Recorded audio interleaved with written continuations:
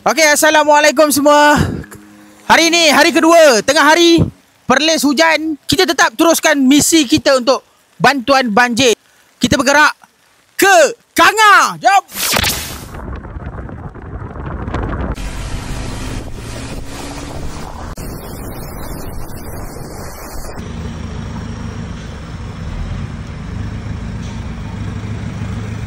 PPS yang pertama hari kedua.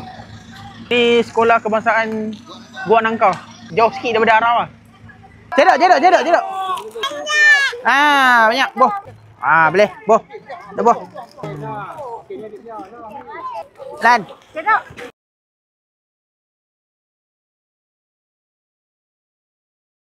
Semoga pemberian ni dapatlah meringankan urusan kat sini lah. InsyaAllah. Okay. Baik, sama-sama.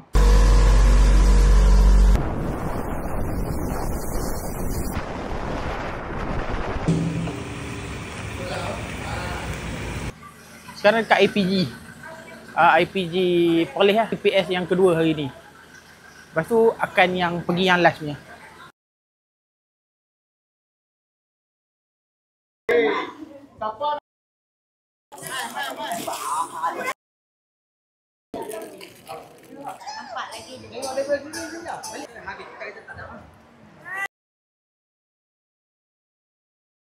Terima kasih bagi kami kesempatan untuk bagi semangat kat sini juga.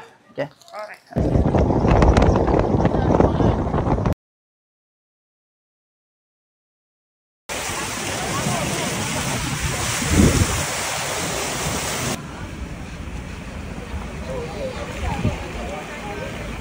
Sikit Tambun Tulang. Ini PPS terakhir hari ni atau misi kali ni untuk hari kedua. Kita buat tahu lah apa barang yang kita ada. Jom. Ada nak coklat, dek? Okey, siapa?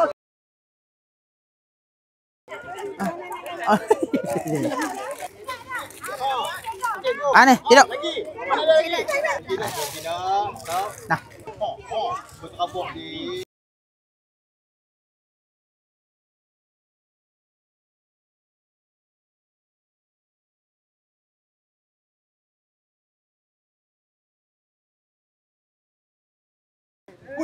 hari ni punya aktiviti daripada pukul 9.30 sampailah dekat pukul 7.